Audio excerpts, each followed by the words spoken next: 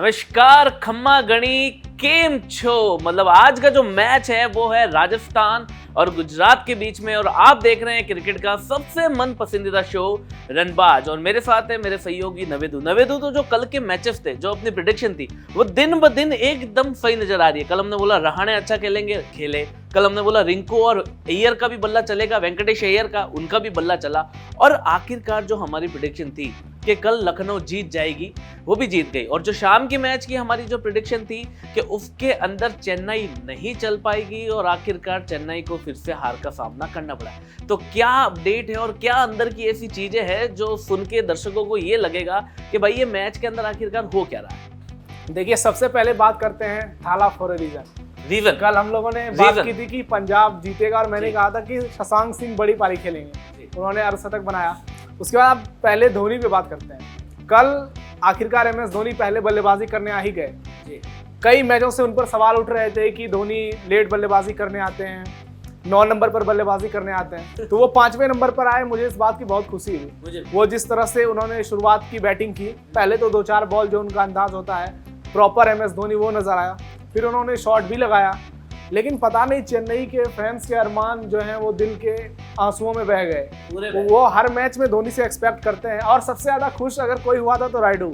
आप कमेंट्री में देखते रायडू कितना खुश था। मुझे लगता है कि वो बंदा कमेंट्री करता है या वो चेन्नई के वकील के तौर पर वहां बैठा हुआ है। जैसे धोनी ग्राउंड में आते हैं, रायडू अब तलवारें निकाल लो, अब ये होने वाला है, ये होने वाला है। और हुआ क्या, धोनी के रहते एक मैच और चेन्नई की टीम हार गई। एक डिसीजन वहां पर और गलत था कि डेवन कॉनवे को रिटायर आउट कर दिया गया। ये मुझे भी बहुत गलत लगा, क्योंकि वो बंदा इतनी बॉलें खेल चुका है, इतनी अच्छी पारी खेली है, ओपनिंग से खेल रहा है और एकदम आप रविंद्र जडेजा को बुला रहे हो। हाँ, ये मुझे भी मतलब बहुत अजीब लगा। ये वही तिलक वर्मा वाली बात हो गई जो मुंबई इंडियंस ने उनके साथ की थी कि वो एंड में मार सकते थे, जिता सकते थे। लेकिन वही है कि एंड के अंदर जब धीरे धीरे, जैसे ही धोनी, वो युजवेंद्र चहल के हाथ में बॉल चिपक गई, ये समझ लीजिए आप। कल धोनी का वो शॉट था, अगर वो शॉट आउट ऑफ बाउंड्री चला जाता तो फिर भी चांस बन सकते थे। लेकिन जैसे ही धोनी आउट हुए, सब निराश हो गए। और वो कॉनवे वाली बात से मैं खुद हैरान हूँ कि उन्होंने उसको क्यों बाहर निकाला और रविंद्र जडेजा को अंदर क्यों लाए।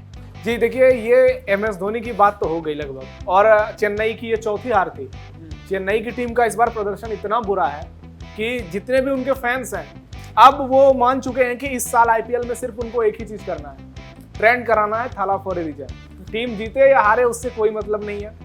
रायडू का एक ही काम है कमेंट्री में, कौन अच्छा खेल रहा है कौन खराब खेल रहा है उससे कोई मतलब नहीं है, सिर्फ और सिर्फ धोनी। तो ये CSK की एक लॉबी बन गई है। मुझे लगता है कि ये इस साल जो है ये आखिरी होने वाली है। अगले साल से ये लॉबी नजर नहीं आएगी, क्योंकि या तो MS धोनी खुद रिटायरमेंट ले लेंगे या फिर मुझे लगता है CSK उनके आगे अब सोचने लगेगी, क्योंकि किसी भी खिलाड़ी को आप नाम के साथ 10 साल तक ढो नहीं सकते, क्योंकि रिजल्ट नहीं मिलेगा।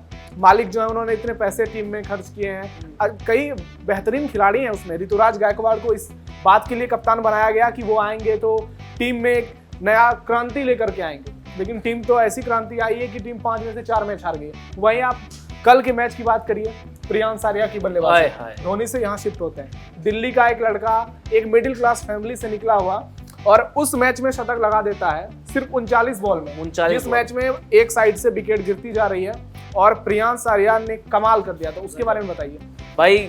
वो जो सीन था ना, मैं कसम से उस सीन में इतना ज्यादा खो गया था, क्योंकि 39 बॉलों के अंदर ऐसी सेंचुरी लगाना इज इनक्रेडिबल। मतलब उस बंदे ने प्रति राणा को 3 छक्के लगातार मारे।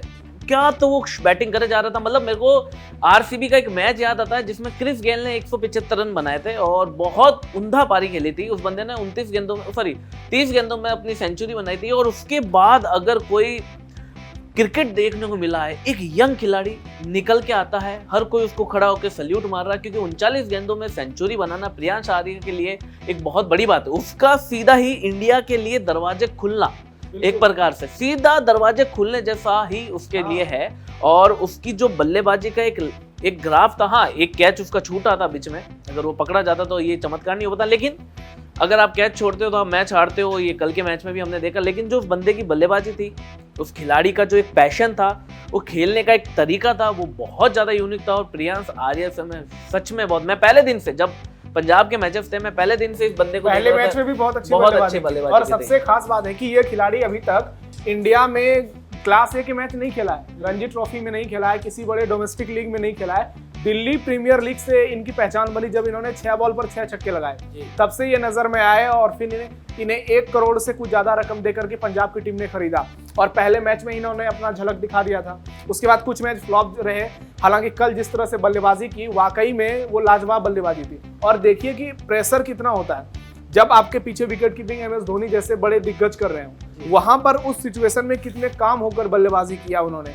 लग रहा था कि युवराज सिंह को वो अपना आइडल मानते हैं, लग रहा था युवराज सिंह ही बैटिंग कर रहे हैं और कोई किसी भी युवा खिलाड़ी के लिए बहुत बड़ी बात होती है, क्योंकि IPL जो कि दुनिया का सबसे बड़ा लीग है उसमें चयन होना ही बहुत बड़ी बात है।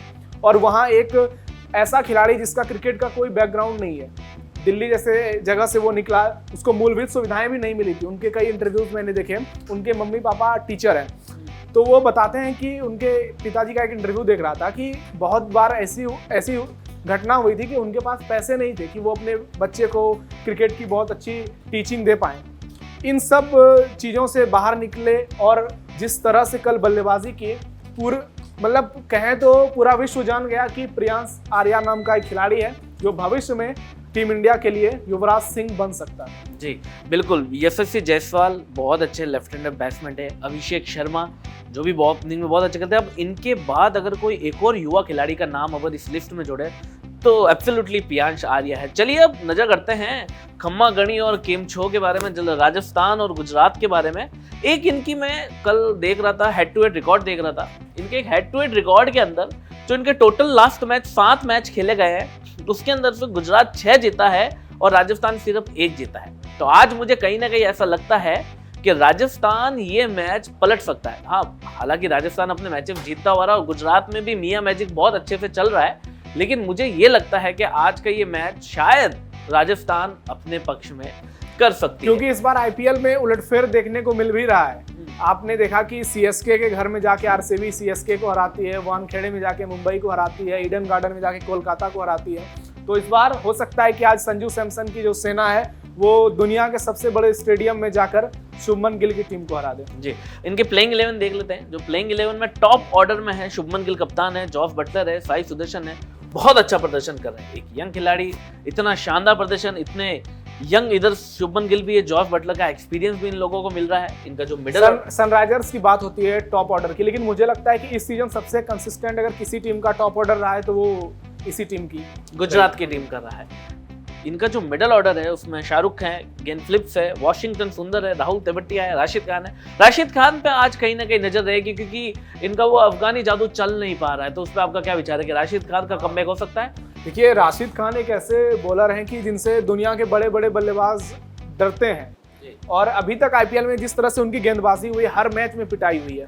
कभी 4 ओवर में 50 रन, कभी 45 रन, कभी 40 रन। राशिद खान जैसे खिलाड़ी से आप ये एक्सपेक्ट नहीं कर सकते, क्योंकि इन्होंने अपना एक जो कद बनाया है वो बहुत ऊपर चला गया और इस लेवल का स्पिनर अभी वर्ल्ड क्रिकेट में तो नहीं है। हाँ, फॉर्म खराब जरूर हो गया इनका, लेकिन कभी भी ये वापसी कर सकते हैं। नजरें आज राहुल तेवतिया पर भी होंगी, क्योंकि एक ऐसा खिलाड़ी जिसको मतलब पावर हिटर भी कहा जाता है, लेकिन इस सीजन पूरी तरह से फ्लॉप रहे हैं। वहीं वाशिंगटन सुंदर को जैसे ही टॉप ऑर्डर में जगह मिली, इन्होंने पिछले मैच में कमाल कर दिया। 1 रन से चूक गए अर्धशतक से, लेकिन जिस तरह से बल्लेबाजी की वो लाजवाब। बाकी ग्लेन फिलिप्स चोटिल हुए थे पिछले मैच में, मुझे लगता है कि इस मैच में शायद वो नहीं खेल सकते हैं। अब हो सकता है कि अगर फिटनेस रिकवरी हो गई होगी तो इम्पैक्ट प्लेयर के तौर पर ये आ जाएं, क्योंकि एक ऐसे खिलाड़ी हैं जो कि फील्डिंग से सबका मतलब ध्यान फील्डिंग की ओर खींच लेते हैं, अलग लेवल की फील्डिंग करते हैं। चैंपियंस ट्रॉफी में विराट कोहली का कैच आपने देखा था, बहुत शानदार। और शाहरुख खान तो अच्छे खिलाड़ी हैं, नजर होगी इन पर भी।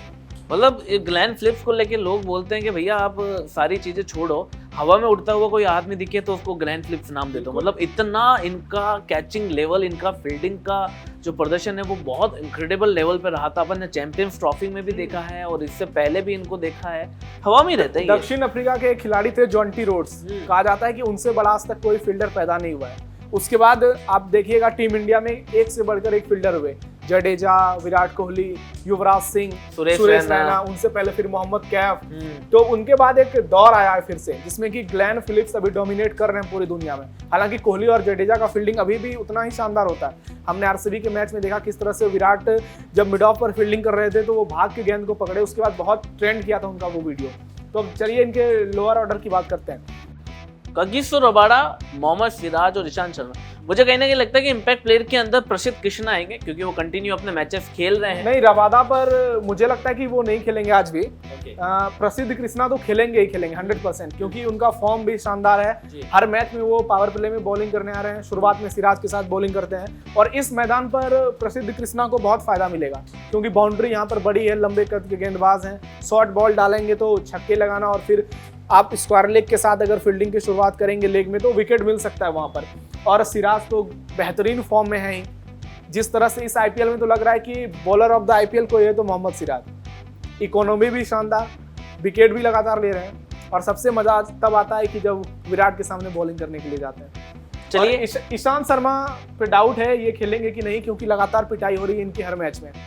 इनका फिटनेस भी एक बहुत बड़ा इशू होता है, लेकिन इस मैच में शायद ही इनको मौका मिल पाए। लेकिन ईशांत शर्मा एक पहले ओजी बॉलर्स में से है, मेरे को कहीं ना कहीं लगता है कि इनके एक्सपीरियंस की वजह से इनको शायद टीम में वापस जगह मिल जाए। लेकिन हाँ, अगर खराब प्रदर्शन है तो जैसे धोनी बाहर नहीं जा पा रहे शायद वैसे क्योंकि इनको फिर रदरफोर्ड को भी खिलाना है। हाँ, पिछले मैच के वो शानदार उन्होंने मैच जिताया, उसके पहले भी बहुत अच्छा खेले थे, तो रदरफोर्ड तो खेलेंगे ही खेलेंगे। हो सकता है कि आज ईशांत शर्मा को बाहर बैठना पड़ जाए और रबाडा की जगह प्रसिद्ध कृष्णा खेले। चलिए राजस्थान की ओर बढ़ते हैं। राजस्थान के टॉप ऑर्डर में यशस्वी जायसवाल, जो आखिरकार बल्ला इनका चला, बहुत अच्छी पारी आई थी, हाफ सेंचुरी लग गई। संजू सैमसन, रियान पराग कंटिन्यू अच्छा प्रदर्शन कर रहे हैं, अपने एटीट्यूड और अपने साइलेंस से ये दिखा रहे हैं कि हाँ भाई मेरे अंदर वो पावर है, मुझे बस अब आप छोड़ दो, मैं कैसे भी करके इस टीम को वापस संभालना चाहूँगा। संजू सैमसन वापस कप्तानी में आ चुके हैं, कमबैक कर चुके हैं और इनका जो मिडल ऑर्डर है उसमें नीतीश राणा की बहुत अच्छी पारी आई थी। एक वो सेंचुरी से चूक गए थे ये, लेकिन बहुत शानदार पारी। ध्रुव जुएल,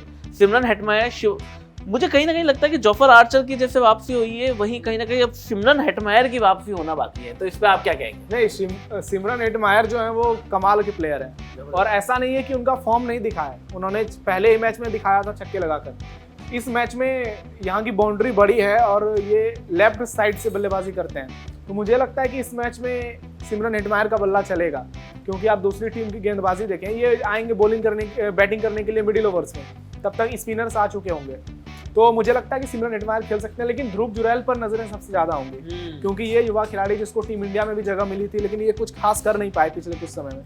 तो ध्रुव जुरैल एक तरह से कहें तो बहुत ही यंग इनका मिडिल ऑर्डर है, तो देखिए क्या होता है। इनके लोअर ऑर्डर की बात करते हैं। लोअर ऑर्डर में वांगडू हसरंगा, ये जो स्टाइल से ये लोग अपना ये पुष्पा वाला एक ये अपना अलग ही लेकिन इससे पहले मैं आपसे पूछना चाहूंगा कि जोफ्रा आर्चर के बारे में क्या कहना है, क्योंकि जिस तरह से उनकी वापसी हुई है, उनको क्या हरभजन सिंह या रायडू किसी ने क्या हरभजन क्या बता दिया, काली टैक्सी के नाम से उनको कुछ बोल दिया था कि भाई यूएस के अंदर एक टैक्सी चलती है काले कलर की, जो मतलब बहुत ज्यादा बिल देती है, मतलब जो अपर क्लास की जो टैक्सीज होती है उसमें बहुत ज्यादा खर्चा आता है, चलती कम है बिल ज्यादा देती है। हाँ, चलती कम है और बिल ज्यादा देती है, तो उसी का कंपैरिजन करा था, जिससे हरभजन सिंह को बहुत ट्रोल करने को मिला था कि आप और अगले मैच में कमाल की गेंदबाजी कर दी थी, पहले ही बॉल पे उन्होंने मतलब विकेट निकाल के बहुत शानदार करा था।